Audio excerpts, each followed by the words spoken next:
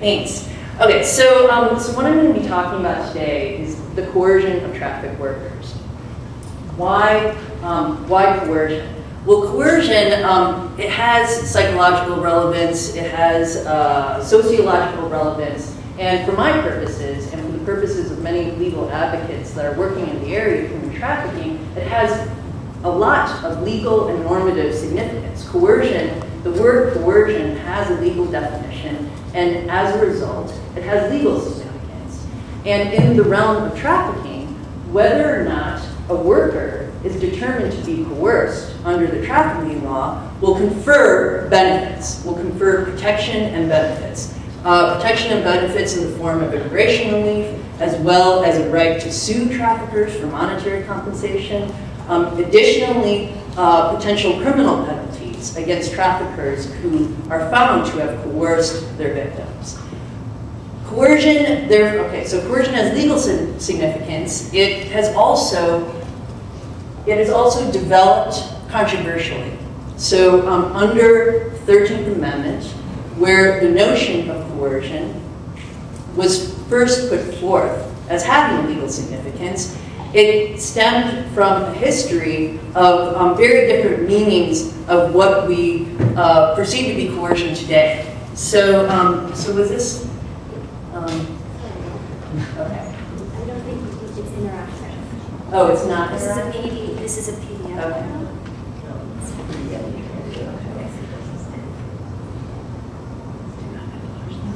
Okay. Okay. So explaining.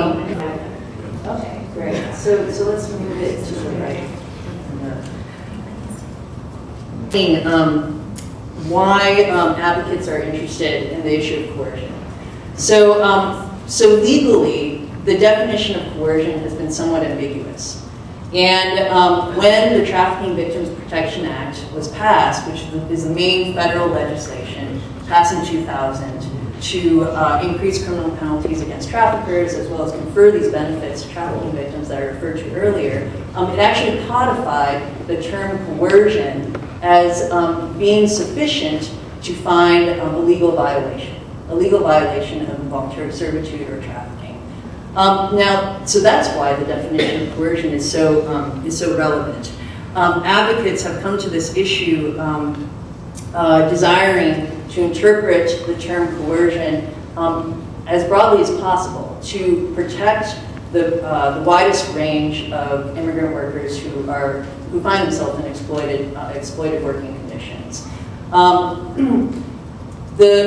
Previous to the Trafficking Victims Protection Act, however, the term coercion was defined and applied very narrowly. So we can start back, way back to the 13th Amendment's origins during the time of chattel slavery.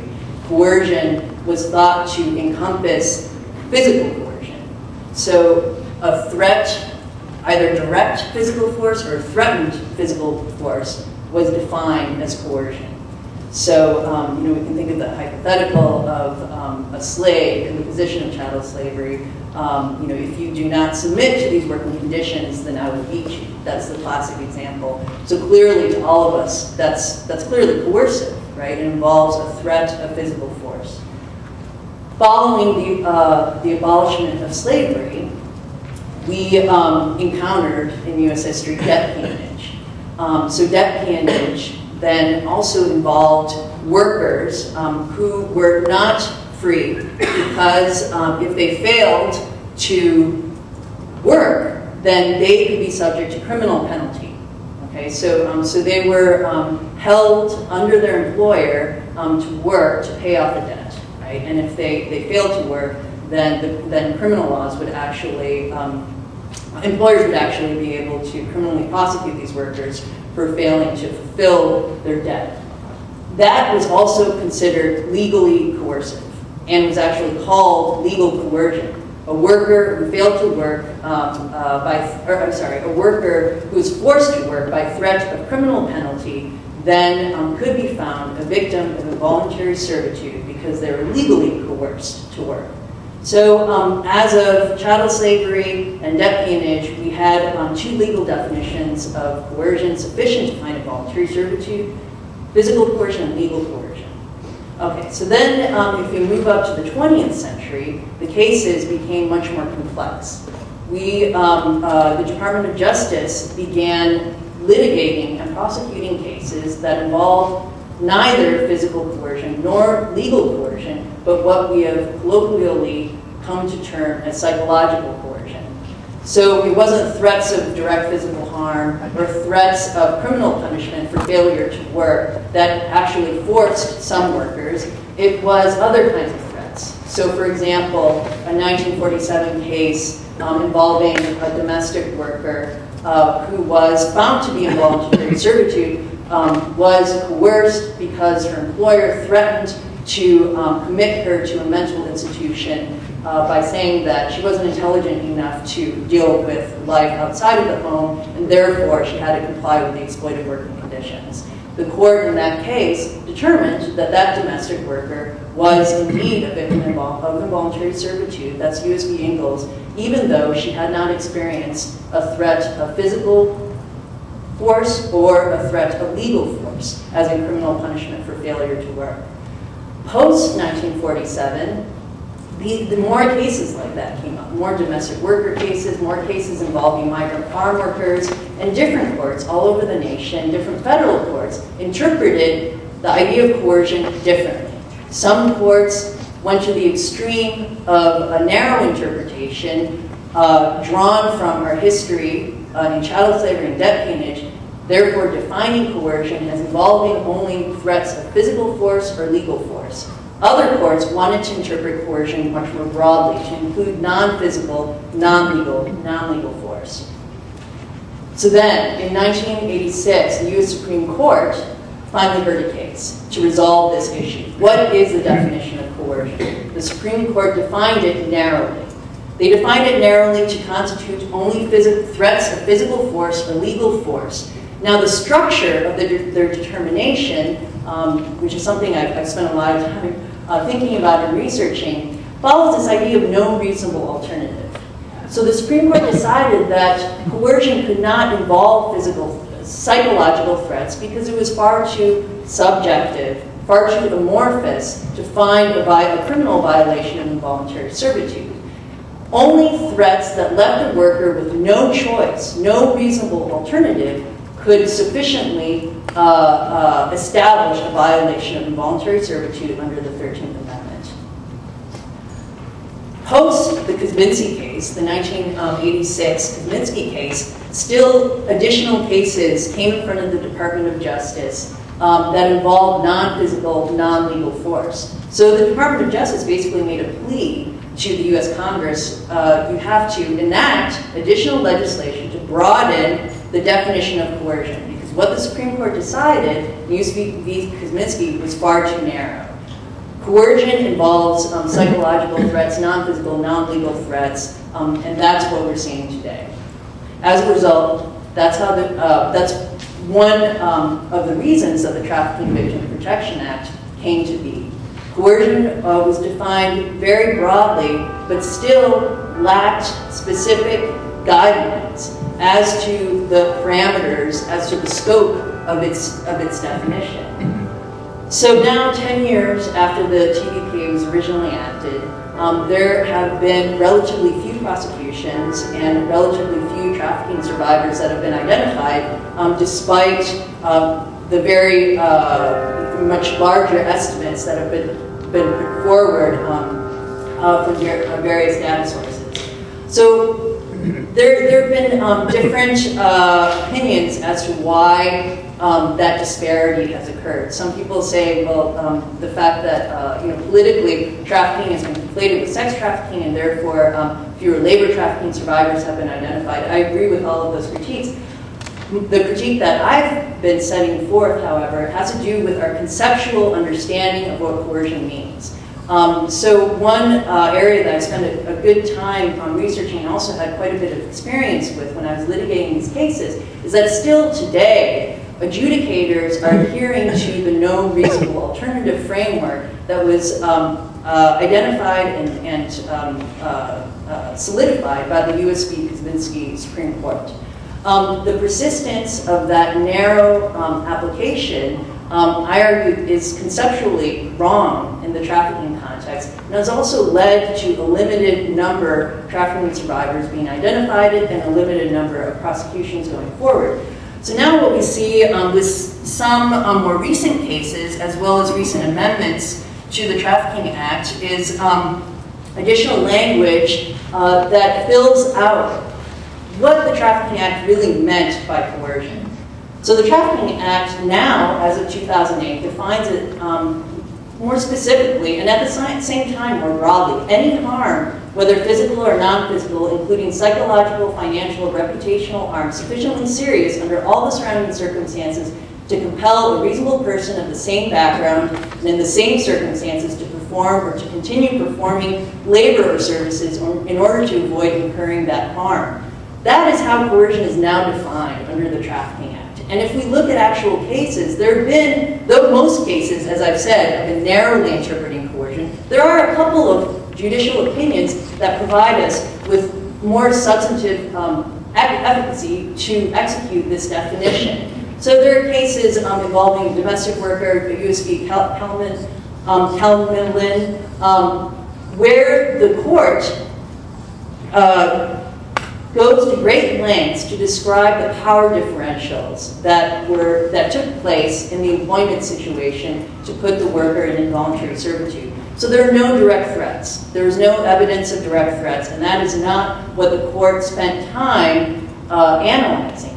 The court spent a good deal of time talking about exploitation and the nature of exploitation. And when an employer takes advantage of another who is lacking power due to circumstances, due to all the circumstances. So in an evaluation of all the circumstances as well as the characteristics of the worker that render them vulnerable, that court found that that worker had been a victim of involuntary servitude.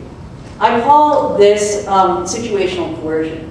This is a new conceptual framework for coercion, a conceptual framework that is different. I don't know how different, but it is different from what prevailed previous to the TVPA. And I think it's an important one. I think that it's one that, if implemented in the adjudication of these cases, would make a difference in protecting a much broader category of immigrant workers who are exploited. I think that that is the true intent of the Trafficking Victims Protection Act, and one that, if executed, would improve labor conditions and the rights of immigrant workers more generally in our nation. So I'm going to talk today a little bit about the research that we've done in LA with human trafficking survivors. And as you can all imagine, and some of you may know personally, trafficking has a profound impact on the health and well-being of survivors. We know that anecdotally. And when I first started doing this work in 2005 with Dr. Shuang's tutelage, we, at that time, found that there was absolutely nothing in the medical literature about human trafficking. If you did a search of the medical literature at that time for human trafficking, it came up with 20,000 articles, but they were all on trafficking within cells, the way cells in our bodies communicate. Nothing about human trafficking as we're talking about it today. So at the time we started doing the clinical work, there were also these research questions that popped up immediately. One was, what are the health effects of human trafficking? How do survivors describe the health effects? Do the harsh conditions of trafficking cause people going through it to present for medical care? And there were also anecdotal reports that people were presenting for health care. Beginning in 2004, 2005, the U.S. Department of Health and Human Services began a campaign they called Rescue and Restore. And they targeted different groups around the country, including healthcare providers, telling us to look beneath the surface because we might be interacting with trafficking victims in our daily work and not recognizing them as such. But there's no real evidence to say that that's the case. We wanted to find out, are trafficking victims seeking healthcare? Are they underneath our noses and we're not finding them? And if they are, what are the barriers to identifying them, and what are the facilitators of that? So this was a very small pilot project. It was funded by the UCLA Women's Health Center, and Dr. Shuang helped with this, Dr. David Eisenman, the Department of General Internal Medicine, Gary Ryan, who's at RAND. And we did 2 phases. One was interviews with case managers and people who work with trafficking survivors, and phase 2 was with the survivors themselves. All the survivors were recruited by CAST. We did an in-service with those case managers, and they would interact with their clients and tell them there's a study. If you want to participate, you can talk about your experiences. And the interviews were conducted in 6 languages. This was the most challenging part of the survey. Why we needed money at all was because the survivors are coming from all over the world. And we had to have the interviews professionally interpreted and then transcribed. And all the interviewers had to go through human subjects training so that they would know how to interact with, because these are just interpreters who do all kinds of interpretation, not research. So they all had to have the training and then also get a little briefing on human trafficking, and warn them ahead of time, you're going to hear some stuff that's potentially very emotionally jarring and upsetting. And we reviewed the transcripts for themes, tried to find things in common from one survivor to the other, and the case managers as well. And of course, this all went through the IOB here at UCLA. So we explored encounters the victims had when they were victims with people other than the trafficker while they were in the trafficking situation. And we focused on encounters in healthcare settings, as well as any encounter that led to them getting out of trafficking, whether they were actually rescued by somebody or whether they escaped on their own. We talked about what they thought the barriers were to identifying victims in healthcare settings, and what they thought the facilitators of what could happen in a doctor's office, in a clinic, in a hospital, that would let you say that you needed help. And then the other thing, one of the main things, was to find out what the health problems were that trafficking survivors experience and what conditions cause them. And that's the part I'm going to focus on today. I've done a number of talks around town about victim identification, and this is going to be a little different focus today. So the participants, the survivors themselves, they were all women. This was a women's health study, but I don't want us to forget that men also are trafficked and exploited. But this was a women's health women's study.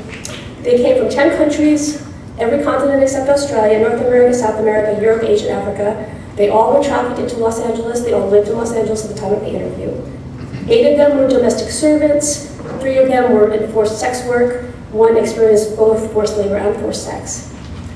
6 of them had personally been to a physician while they were trafficked, which is a very high number. And we can't say that means that half of all trafficking victims go to a doctor. The study was not meant to give us concrete numbers, the numbers we also desperately need. This is too small to do that. This is just giving us ideas. It's called a hypothesis generating study. But it's still a lot. It's remarkable to me that half the people we talked to had some experience in a doctor's office. Another one actually worked in a healthcare facility, and that's equally shocking, because when you go to a healthcare facility, you don't think that somebody there is being exploited and abused. But it was one of the healthcare facilities in our community that's not well regulated. Elder care, long-term care, these are places where people can be more easily exploited. So what we found are the conditions that impact health in the short and long term, and none of this should be a surprise to you, include deprivation, social restrictions, labor exploitation in and of itself causes health problems, and of course the abuse. Deprivation is defined medically. These are from 3 different medical dictionaries, but they all apply. The absence, loss, or withholding of something needed, a condition of having too little of something, or the loss of something considered valuable or necessary by taking it away or denying access to it. Deprivation is a key part of the trafficking experience. Trafficked people are denied, of course, they're deprived their autonomy, their freedom. They're denied social contact and support. They're deprived the ability to move around freely. They're deprived food, they're deprived sleep, they're deprived medical care or medication, and deprived privacy. Now, these are things that came directly from the survivors we interviewed. You can also, if you read around on the web or in the literature, there's stories about people being deprived of water, people being deprived of the ability to go to the bathroom when they need to. None of our survivors reported that, but this gives you a good general idea that there's a lot of deprivation going on in inhumane treatment. The social deprivation, people are restricted contact with their family. They're not able to use the phone. They're not able to talk to neighbors, acquaintances, house guests that may come over to the place they're working. They're not allowed to leave the house or the apartment where they're staying. And one key informant that I spoke with said that one of her clients had described her situation. She lived in a beautiful house where she was kept as came for a job as a housemaid, but became a servant. She was exploited and abused. And she described her living situation as a golden bird cage. And I thought that was a really succinct way of describing the situation. And these are some quotes from the survivors, and usually I like somebody in the audience to have to read these, so I'll do the first one, and if anyone's willing to, we'll pass the mic around. I don't know what happened with my family. I rarely spoke with my family, only in the mail, and I have nobody. I have no friend. I'm not supposed to have a friend. I can't even spoke with her friend, the trafficker's friend, even when her friend come and ask a question. And then if I answer it, she's angry with me. She said, like, you're just a housekeeper, you're stupid for what you answer that. And this is, daily inhumane treatment, not being allowed to converse. Somebody want to read the next one?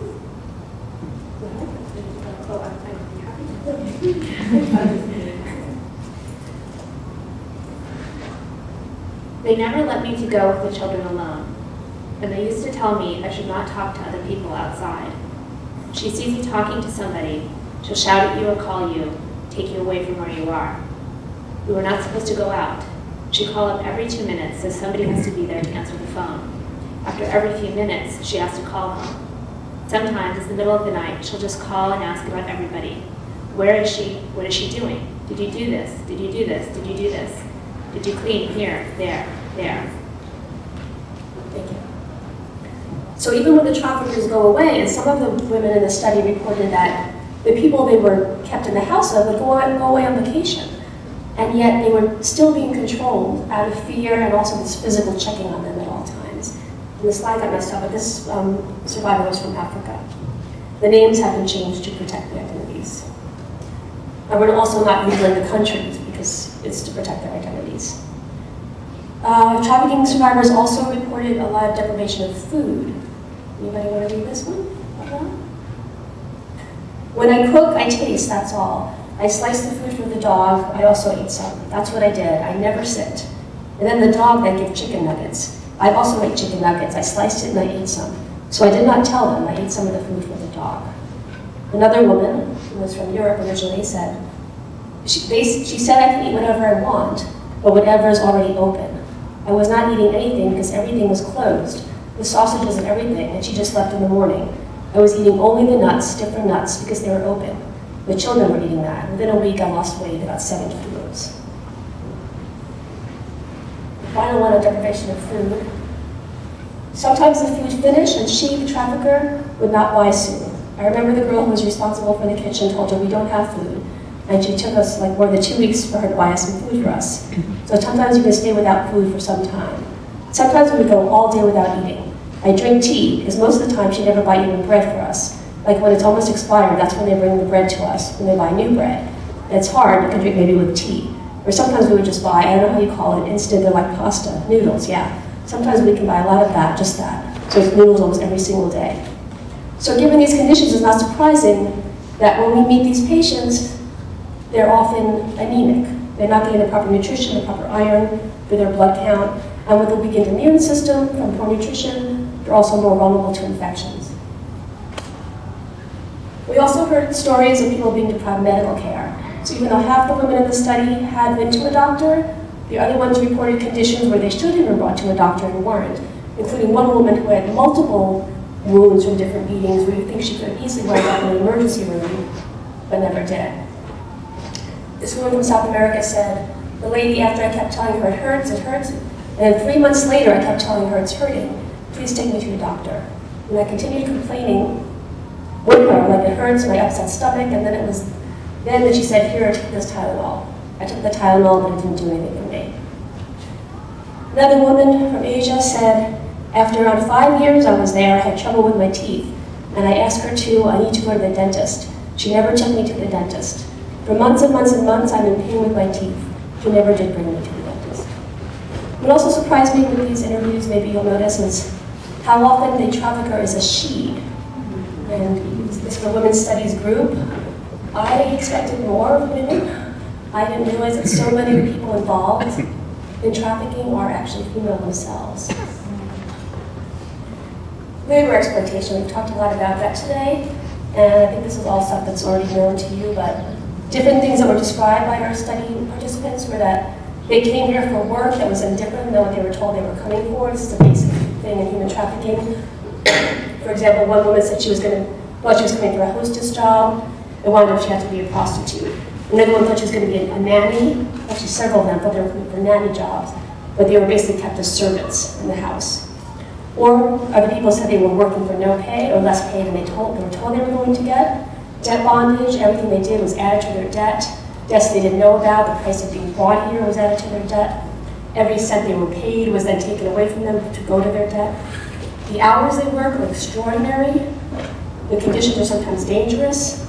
And this was all out of place, the sleep deprivation, but it's unbelievable the conditions that some of these participants reported. For example, this is another African woman who said, working all day, 11 p.m. I start doing laundry. She said that if I did it during the daytime, it would cost a lot of money, electricity. I went to sleep at 1 o'clock, and then I get up at 5 in the morning. I had a constant headache and was tired. And there's another one about headaches from labor exploitation. Sometimes we have miserable headaches. When we used to have headaches or stomach aches, they used to tell us it doesn't matter, you need to work like that. She humiliated us to have sex when we were on our periods, and this had never happened to me. That was kind of a jumbled quote, but it gets to a few issues of health effects of trafficking and the humiliation. And even for someone who was forced into sex work, it wasn't just that she was forced into sex work, but that she was forced to do things with her body that went even beyond what she had conceived of, in terms of what was acceptable to her. This is from the woman who worked at a caregiving facility. She said, at first we had 2 days off for 1 month, and then there was a time that we don't have a day off. Supposedly she's allowed only 4 or 6 patients, but she get another 2, so we have 8 patients. 2 caregivers, and we have 1 is bedridden, she's in hospice. So she can't stand up, we need to feed her, bathe her in the bed.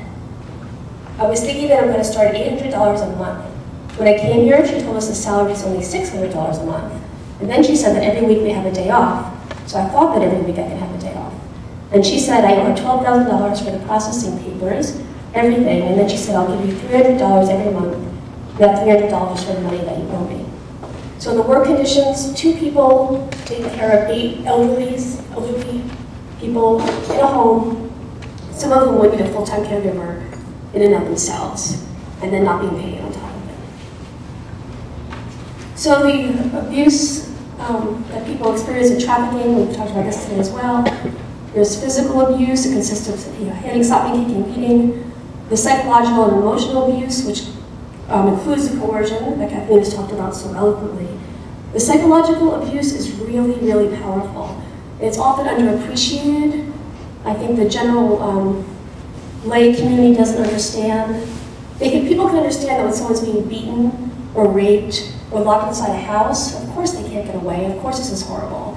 But the psychological coercion is so powerful and so damaging. I'm really glad that there's people like you doing research on it, so it's more taken into account the damage that it does. Sexual abuse, of course. Spiritual abuse, we heard Maria talk about this morning. There were survivors in the study who described spiritual abuse, including a couple of women who were trafficked into sex, who were brought to curanderas. This was not part of their tradition, but they were brought to have these treatments done to them so they could attract more clients. And then, of course, just the general behavioral abuse, which trafficking is, forcing people to do things they don't want to do, including coerced sex work, coerced domestic work, and then coercing them to take drugs and drink sometimes, which is something that happens more in sex trafficking than in domestic, because it makes people more pliable.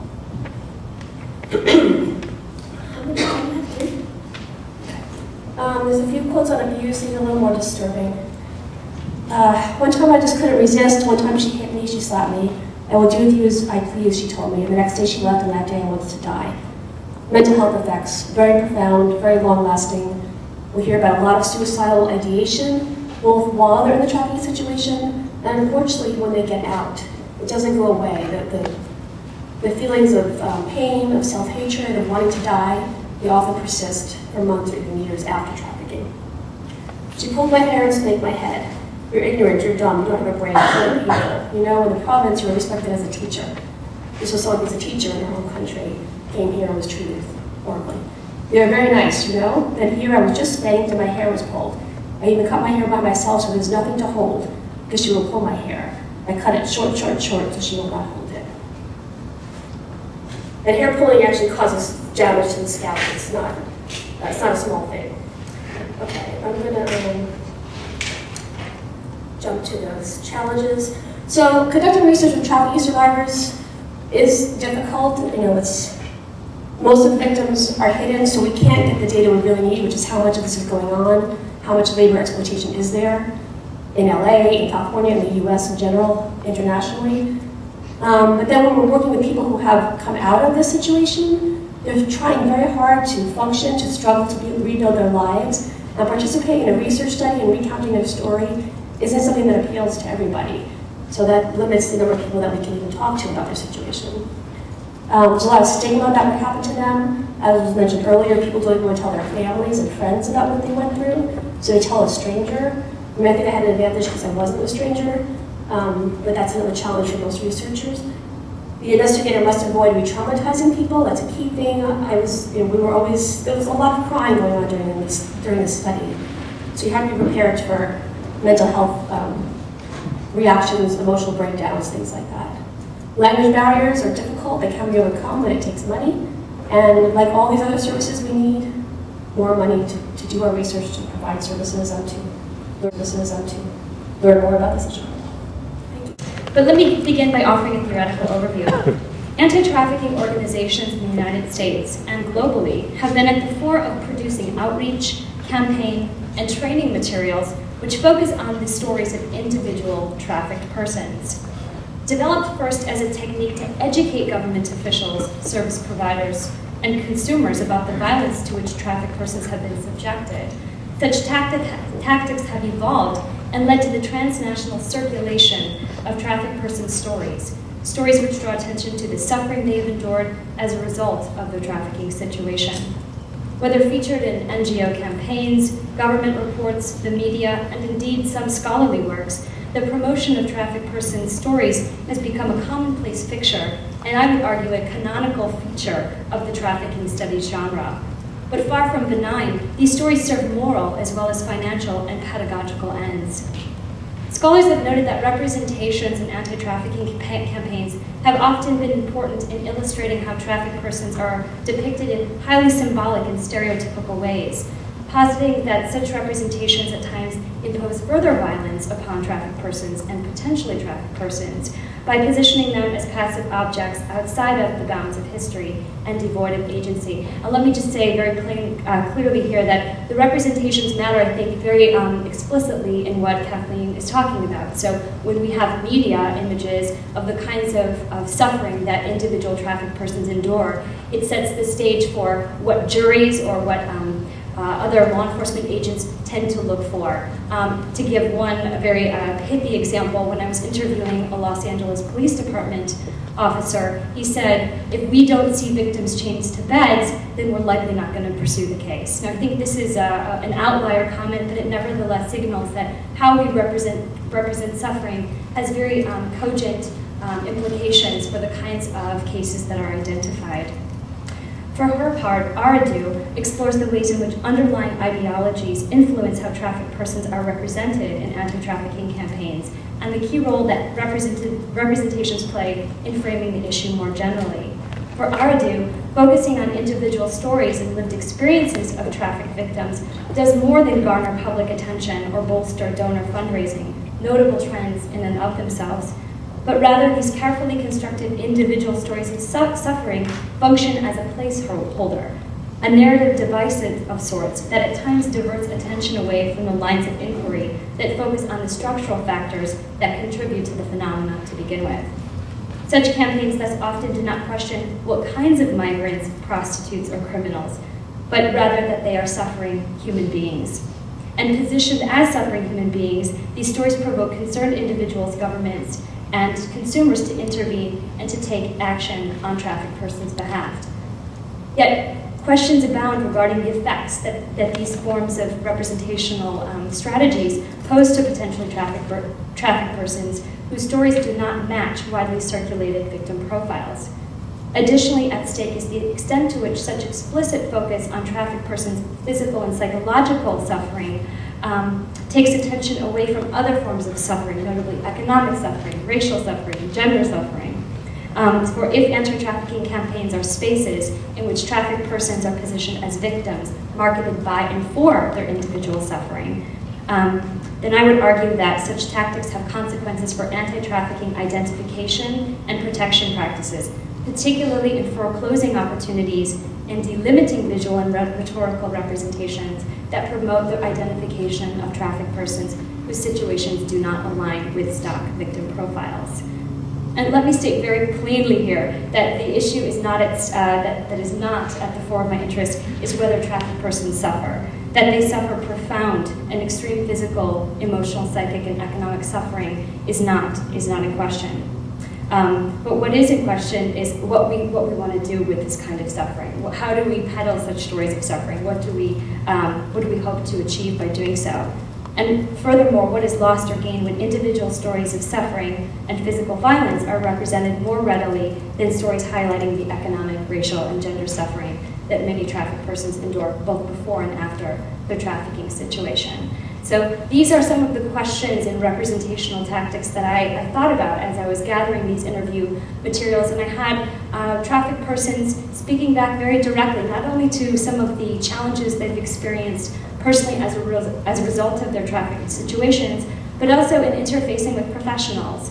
Oftentimes when we talk about traffic stories, it's professionals or trafficked persons themselves talking about the trafficking situation. But I think of additional concern is how are trafficked persons interfacing with the various systems that they're maneuvered through when they're identified as trafficked. So part of what I'm hopeful that this project does, it doubles as a listening project and as an action research project, what I'm calling a docu-collage.